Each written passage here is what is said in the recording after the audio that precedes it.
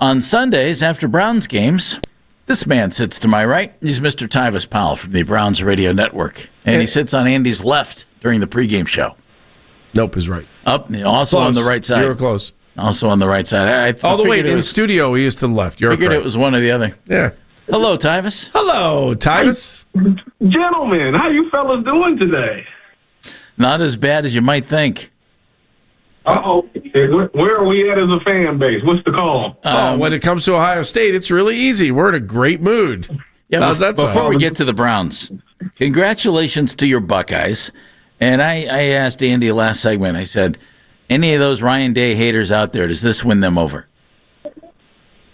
Yeah, I think so. I think that all the haters only wanted to win this game. You know, this is the one thing that Ryan Day hasn't done in a while. And I think that finally getting that done has definitely eased the mind of a lot of Buckeye fans. Now, obviously, he's got to continue to keep going and building because his team is just so dominant that anything short of a national championship is kind of out of the rounds. But I think he's on everybody's good graces with this one. Can you play for the national championship? In other words, you've got the Big Ten championship coming up against Indiana, and Andy asked, are the wide receivers going to play?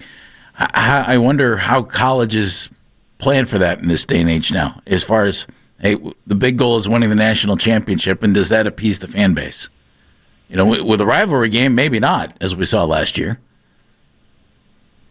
Yeah, I mean, the rivalry game, obviously him losing it was people wanted him gone. Finito, he was finished. Yeah. And the only way to even see another light of day was for him to go on that incredible run and win it all. I think the fan base is kind of like, we kind of forgive you, but we still want that win. So it's nice that he's there. I think when you look at all the injuries at the wide receiver position and all of those things, I mean, they look good. I guess them not playing those 3 weeks did Cardell Tate some justice, because when you see him out there catching a bomb and you see Jeremiah Smith catching a 4th and 1 or 4th and whatever it was, a touchdown on that play to put them up, it was like, okay, you know, it was worth not seeing them for those couple of weeks. So I think all is good. Everything's trending in the right direction. As long as this team stay healthy, there's nobody that can beat them. All right, here's the question. Today, Heisman ballots go out. They have to be returned next Monday.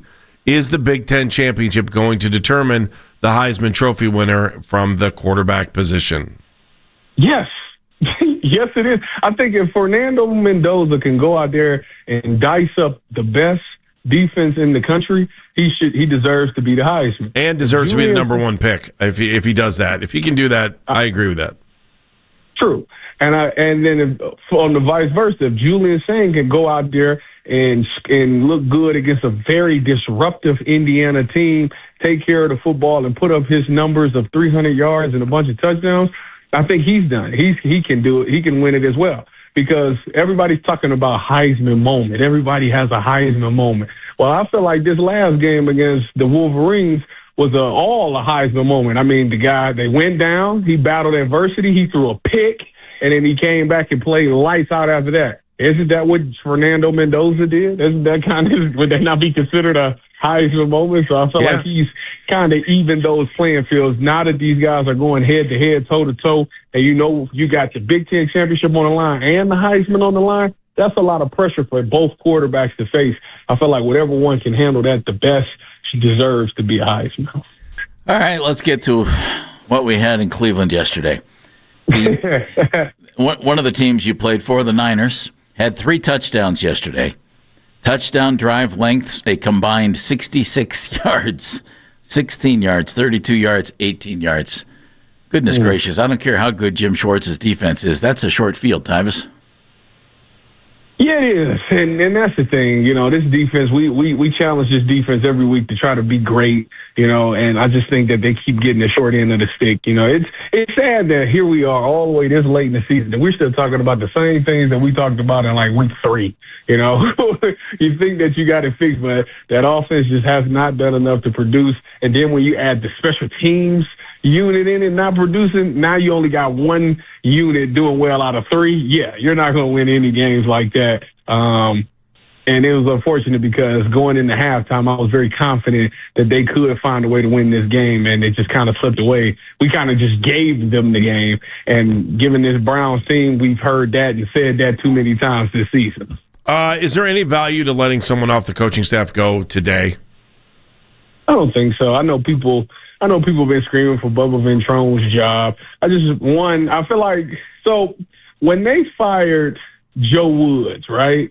I feel like Joe Woods was fired. He knew he was fired, but they didn't publicly fire him. You know what I'm saying? Mm-hmm. And they're going to fire Bubba, like, to me, I think, like, all right, you can fire him, but he'll still be there.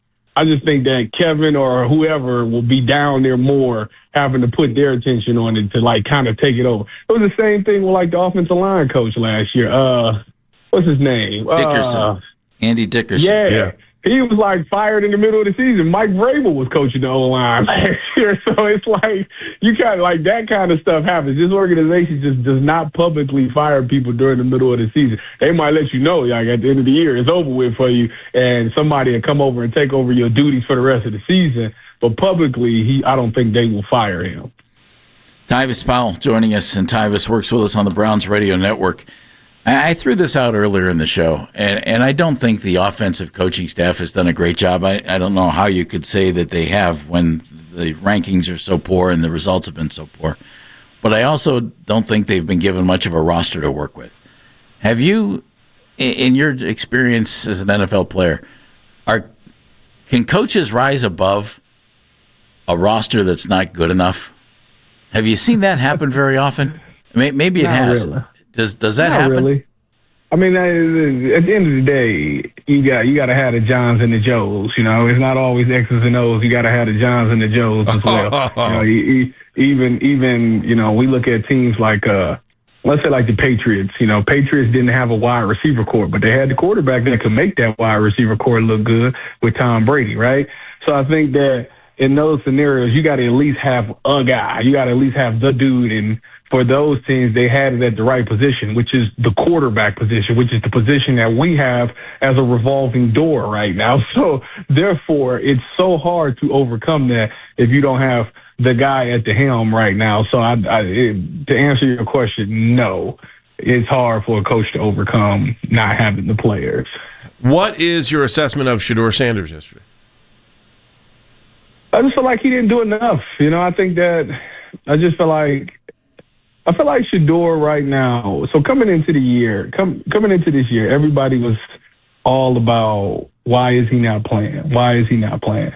And after just doing some digging and talking to some people around, that's been in the locker room, that's played there and all these things, the assessment that I got from him was, he's not doing a great job of going through his progressions, and he's not seeing the field clear or quick enough, And it's funny because I was like, oh, yeah, well, that definitely won't get you on the field. So we see, boom, he gets his opportunity to get on the field. And we see the Ravens game, they blitzed him. So he didn't have a lot of time to process things, to get the ball out quick and all those things. So that was an absolute disaster. Then you give him the Raiders game. The Raiders game, he looks a lot better. He looks more poised. You see guys start to make plays. Okay, maybe he's figuring something out. By any means, it wasn't perfect, but it was like, okay, maybe he's figuring some things out. But it still never really has been a point where you've asked Shedeur to take a 5-step drop, hitch up, and throw the ball. Like I've never really seen it. It's always a little bit of hesitation, a little bit of improvisation on some of his best plays. And I think that's the processing part that the person that gave me the information was talking about. Okay, he's not. So that everybody asks, what's the biggest difference between him and Dylan Gabriel? Dylan Gabriel, if you tell him to take a 5-step drop and get rid of the ball, if he's not blocked by his offensive line, he will do just that, right? And I think that's the biggest difference between the two quarterbacks right now. He has to do better at playing on time. And I think that's the one thing that was holding him back. And I think that's the thing that's stopping him from going to the next level, because I think he throws a really good ball. I think he has the way he commands the offense, the way people believe in him. He has all of those things. Now he has to really iron out just the simple play-to-plays thing where it comes to diagnosing the play on your drop, going to the place where you're supposed to go on time. If he does that, I think he could be as good as anybody in this league. But right now, that's, to me, what's holding him back from being considered a quarterback of the future for many, many years for the Browns. That's a great assessment. Does he have enough time? Let's just say he starts the final 5 games. Is that enough time to convince the organization that they can pass up an opportunity next year where they're going to have to take a quarterback high in the draft? I mean, they're going to be up there, and there's going to be somebody there you would think they might like. But is 5 games enough? I just seen Todd McShay compare Dante Moore to C.J. Stroud, which was funny. What does he look like in those 5 games? Is 5 games enough? Sure. If you telling me he's going out there, he's throwing for 250, 2 touchdowns in all 5 games, that definitely is enough time. Okay. I think, honestly, where we're at with Shedeur and even Dylan, we got to rip the training wheels off. We got to stop this. We got to stop this screen game and all of this. Let's just go out there, play quarterback. Go out there, let it rip, let it fly. What do we have to lose? It's not like we're going to the playoffs anyways. So let's just go out there and let this thing rip. Let him go out there and try to diagnose things and get rid of the ball and try to throw it in tight windows and see if he can make those throws. Because I think that's ultimately what you want to know. Does he have the arm talent to get this done? We've seen some of the explosive passes down the field. We've seen him against Baltimore in that final drive, throw the ball to Harold Fannin on that 20-yard dig play. That was one of the best throws I've ever seen him make in the NFL. And we could consistently get play like that, then yes, you got your answer on the quarterback position. But he does have to really clean up the playing on time aspect, because it's not just him. That was one of the knocks on all of these quarterbacks that came out last year, is that none of them really played on time. So he got to clean that part up. And if he can do that, I think I'm all in on the Shedeur train if he could just clean that part up. If not, it's going to make them wonder, what if we go out and draft this guy? Or what if we go trade for this guy? So I think he has to do in these final 5 games is answer that and make them get rid of the what if factor. Make them think, okay, we got a guy that we can believe in. Let's build around him. All right, you have 15 seconds to answer this question. More impressive, Myles Garrett, 26 tackles for loss, Myles Garrett, 18 sacks. Which one's more impressive? The tackle for loss, because if you break the tackle for loss thing, I think that's a disruptive dude. If you could break, because that's one of them things. What is it, 39? I think J.J. Watt had. If you could break that's one of the ones that I didn't think would ever be touched. Yep, 39. Thank you. Talk to you on Sunday. See y'all Sunday. Go Bucks. Go Browns. Go Cavs.